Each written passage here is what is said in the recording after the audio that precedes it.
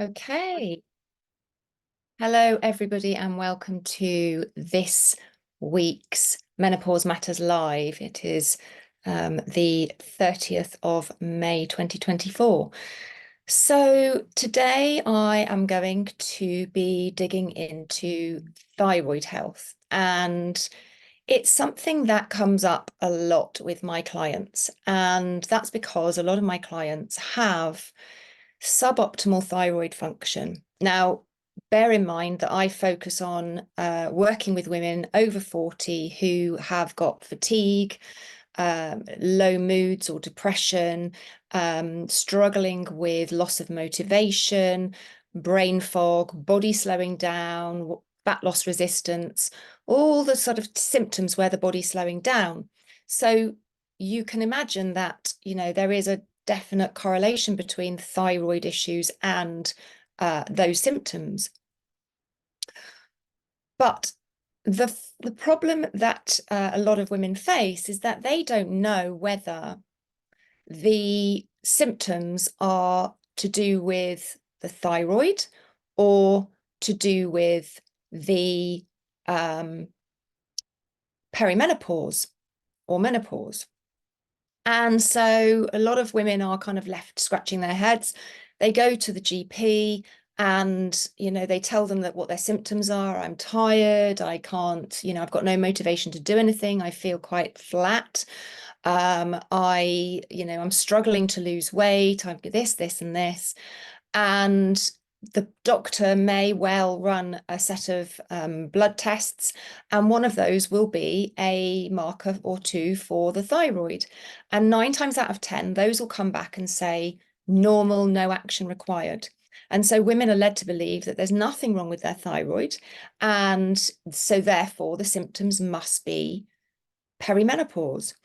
And when you look at the symptoms of perimenopause and hypothyroidism, and I am very specifically talking about underactive thyroid. I'm not talking about hyper, which is the opposite end of the scale. I'm talking about hypothyroid symptoms. A lot of those symptoms are very similar in perimenopause as well as hypothyroidism. So things like fatigue, low moods, sleep issues, weight gain, memory issues, brain fog, changes to your hair, texture and hair growth, loss of hair, joint and muscle pains, dry skin, decreased libido, the list goes on. So it's no surprise that a lot of women are kind of left wondering, well, is it my thyroid or is it perimenopause? And then they get tested and they're told the thyroid is fine. So therefore, it must be perimenopause, and they may go down the, estrogen, progesterone, HRT route, etc., or they may not.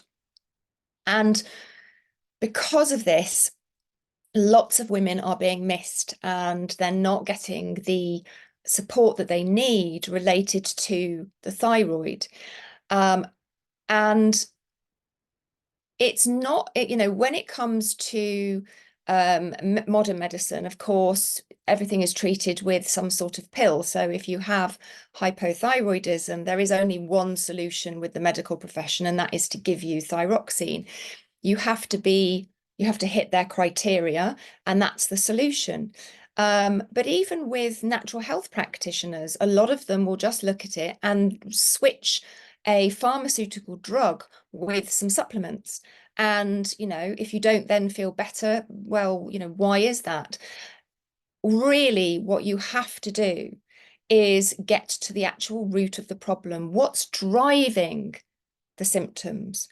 Not just, if somebody just gives you a load of supplements without doing all the other work, then they're really no different to a doctor. It's just the type of medicine that you're being given is from a more natural source rather than man-made pharmaceutical drug, but it's still the same approach. You have to get to the root cause of what is driving your symptoms, and it's not just one thing. It's never one thing. And that's why I think it's frustrating for people, because they don't know where to start and they don't know how to approach it, even if they are diagnosed, which often they're not because of lots of different reasons, which I'll come on to. But the thing that's missed so often, even with natural health practitioners, is the basics. We have to look at the very, very basics: nutrition, stress, sleep, exercise, what is going on in all of those areas, because I use supplements, of course I do. They are very, very helpful when I know exactly what somebody's lacking and why. But they're not going to work unless you also are looking at the basics. It has to be supplemental to the basics, not the other way around. Hypothyroidism is usually caused by one of two things: either issues with nutrients, so lacking in the required nutrients for the whole process of thyroid hormone production and conversion, which I'll come on to take place, or very commonly an autoimmune condition. You may have heard the term Hashimoto's. That is the main form of autoimmune condition for hypothyroidism. It's the autoimmune hypothyroid condition, and it's when the body starts to attack the gland, and people think about it like their body has gone on the attack, like something has gone wrong. I ask people to really think about it another way. It's actually your body trying to defend you from something. And then we have to try and work out, what is it that your body thinks is a danger? What's it trying to protect you from? And that's where we have to approach it from. But you have to look at it from an immune system condition rather than just solely a thyroid condition. So when you go to your GP with, symptoms of the symptoms I talked about, the fatigue, loss of motivation, the moods, you can't lose weight, so on and so on, the general test that a GP will run is called is TSH, and it's thyroid stimulating hormone. I'll talk about what each one is when I get to that. So TSH is the main one that most GPs will test. TSH is, it's on its own. Any thyroid marker on its own is pretty useless because it doesn't tell you anything. It gives you a little tiny snippet, but it doesn't give you the full picture. Sometimes they'll test your T4, your total T4. And I'll talk about what that means, total T4 versus another form of T4. And that is it.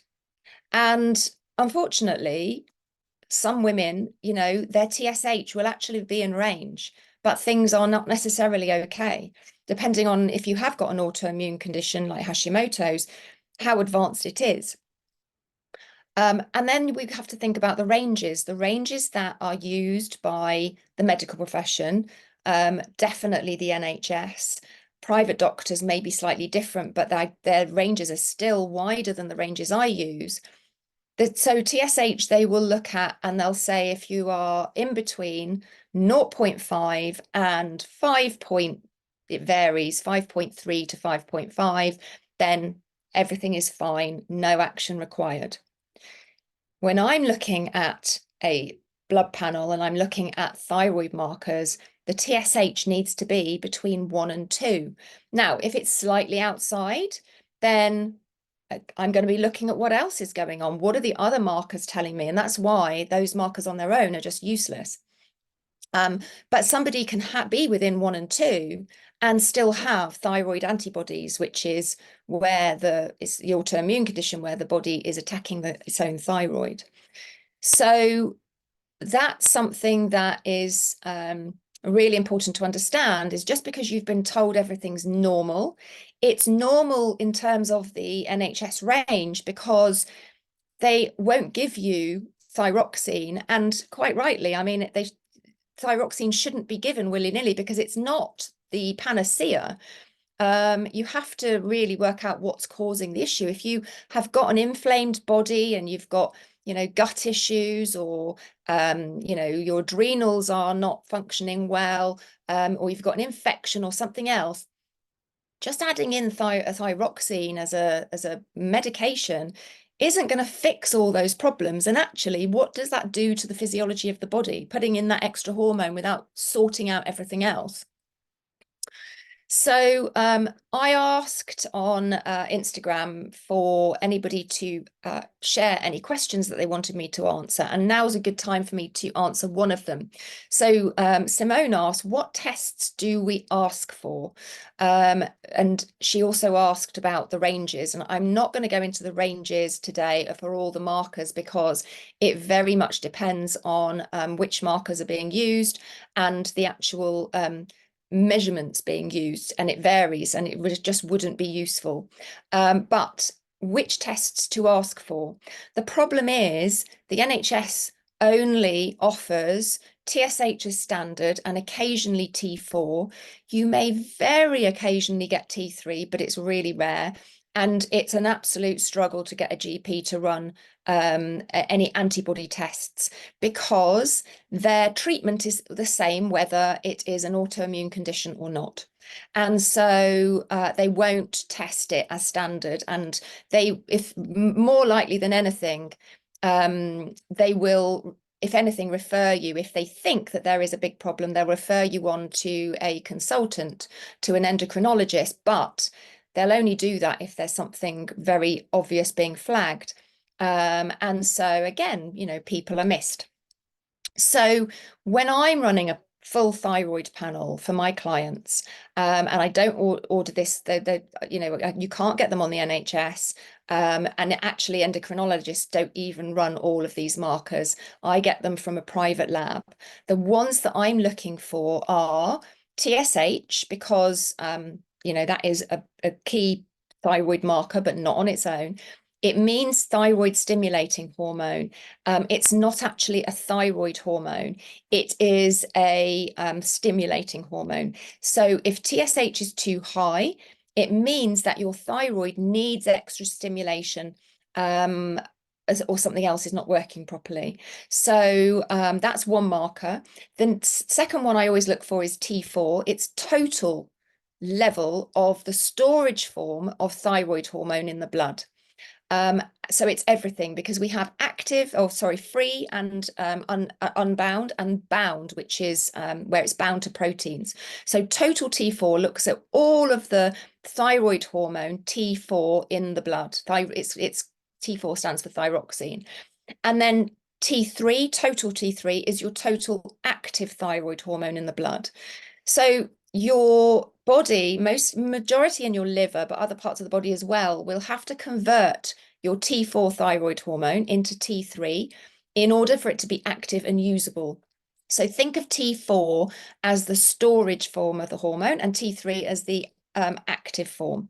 You can't utilize the storage form. You really need the T3. So if that conversion isn't happening properly in the body, then you're not going to get the benefits of the thyroid hormone. You could have plenty of T4, and if you can't convert enough to T3, you're still going to feel the same effects.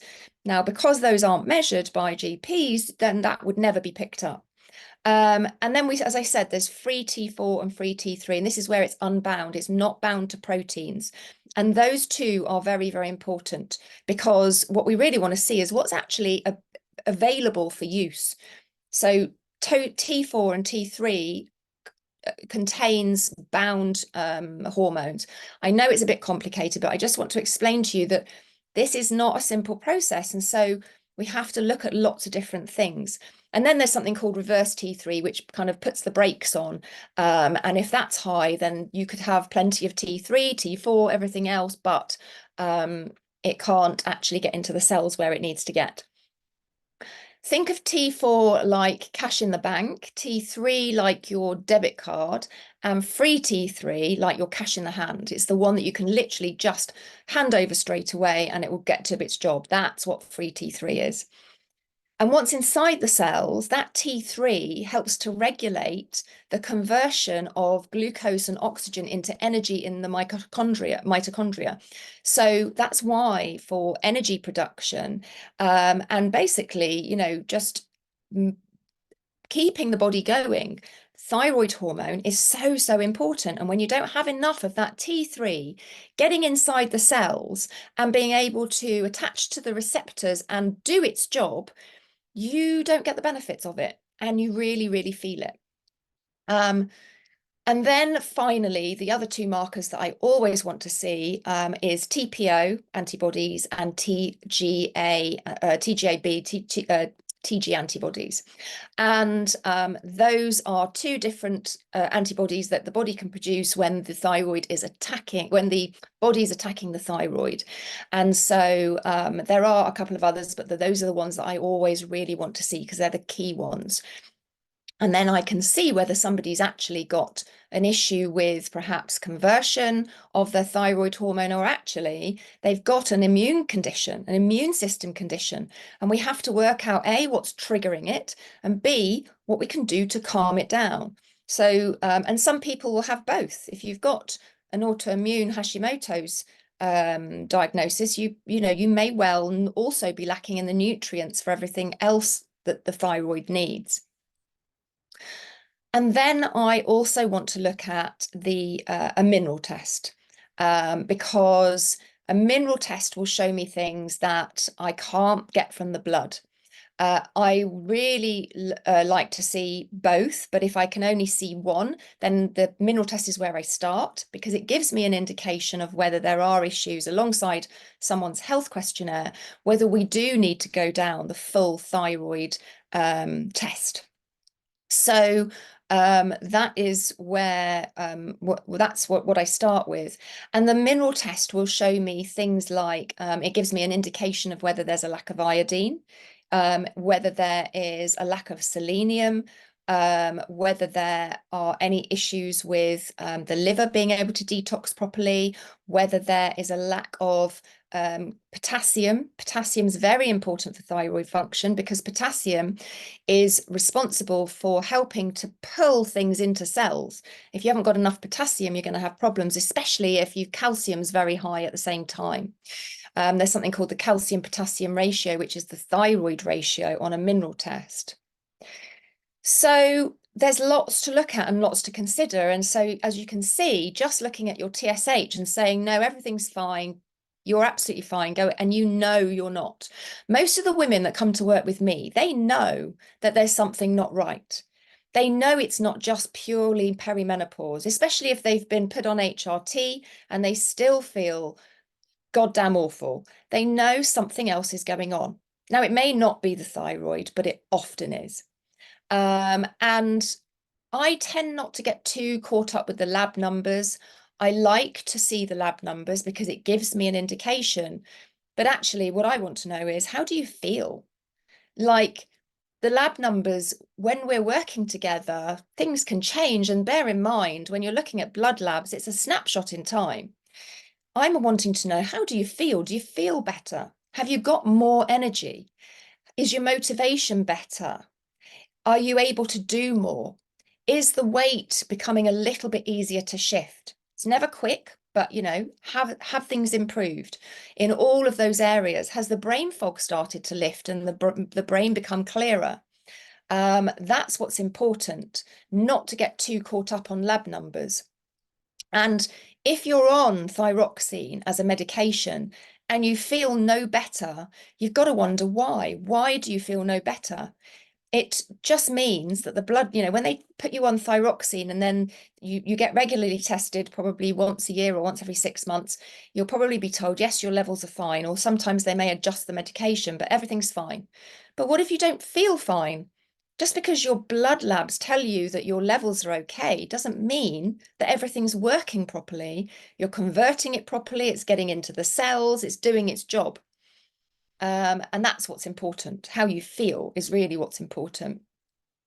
So then I had another question, which was from Sally. And Sally asked, weight loss with hypothyroidism and perimenopause, is it possible? And the answer is yes, but not if you solely rely on hormone replacement therapy. Whether that's thyroxine or for perimenopause, you know, estrogen, progesterone, testosterone, etc. If you just rely on those, then probably not. You have to know what's causing the thyroid issues and your symptoms. You've got to deal with things like stress. So really working on the adrenals and bringing about adrenal balance. You've got to make sure you're getting ample sleep, having a really good circadian rhythm so that you're waking at the right time and going to sleep at the right time. You've got to make sure that you've got all the building blocks present for thyroid hormones from your diet, especially proteins. You've got to make sure that you've got the right nutrients in the right amounts. So, you know, for you, it depends on the individual. And I don't ever recommend supplementing without actually knowing what you need, especially when it comes to thyroid issues, and certainly with things like iodine. But it could be that you're lacking iodine, selenium, B vitamins, zinc, iron, vitamin A, vitamin D. They're all required to regulate and convert thyroid hormones. So if you have got imbalances in any of those, then that can be contributing to the issues. So, you know, that's why I always run a mineral test, because it tells me about all of those. It even tells me about vitamins, even though it's not testing vitamins. And good gut function as well. What's your digestion like? Are you constipated? You know, like if somebody's constipated, there's no point in chucking in a load of supplements. We have to get them moving first, because and you know, if somebody's constipated and they're on what they called, can't think of the word, not diuretics, whatever it is for constipation, the word is eluding me. If you are taking those to keep you moving, you're still constipated. That's not that's not your body naturally detoxing and getting rid of waste. That's that's you taking something to like Movicol or whatever to force it. So good gut function is really important. Is there inflammation in your gut? Does your gut lining need healing? Most people who have got an autoimmune condition have something we call, you probably know it as leaky gut. If there is leaky gut, that's got to be healed, because otherwise you're constantly going to have things from the digestive tract seeping into the blood, and then the immune system goes, whoa, what the hell's that? And, you know, continues the attack. So we have to make sure that's right. We've got to make sure that there's a balanced microbiome as well. You know, your bacteria in your gut, what's going on there? Are there any parasites? Are there any viruses? Is there an overgrowth of any pathogenic bacteria? And then you've also need to make sure that the body's detoxing properly. So digestive tract, of course, going to the toilet, you know, every day, but also your liver. Is your liver overburdened? Have you got too many chemicals and toxins in your body going in every day, but also stored in your body where, you know, you've been bombarded in the past and you couldn't get rid of them? They get stored in the fat cells and different parts of the body, sometimes in the brain and the liver. So is that all working properly? Your body's not trying to work against you. It's doing the best job it can to protect you. Ultimately, one goal, keep you alive. That's it. And so that's exactly what's happening with a body that is not functioning optimally. It's doing the best job it can. And my approach that I take to all of these symptoms, fatigue, low moods, brain fog, loss of motivation, weight loss resistance, it's always the same. Look at what's out of balance in your body, not my body, not your friend's body, not anybody else's, but yours. What's going on? What's out of balance? And we start there. And I use the 4 essential pillars of menopause health to help guide me through that whole process. If you're interested in finding out about those and how that works, I've got a masterclass. It's on demand, which you can watch at any time. It's called How to Recover Your Energy and Motivation During Your Menopause. If you want to get a link to watch that, then all you need to do is comment masterclass and we will share the link with you. All right, I will leave it there. I hope you found that helpful. If you've got questions, pop them in the comments, or if wherever you're watching, you can either DM me if it's on Instagram or Facebook, or if you prefer, you can drop me an email, support@vvital.com. That's VEEVITAL.com. You can go to my website, vvital.com, and message me from there. And I will be very happy to answer your questions. I can't answer questions about what you should take supplement-wise. Certainly not HRT or medications. I'm not a doctor. I'm not medically trained, and I don't prescribe medications. But I also won't recommend supplements to people that I don't know their full health history, because A, I wouldn't be covered by insurance, and B, I would be doing you a disservice, because I need to understand your history and everything that's going on and actually see a test before I start recommending any supplements.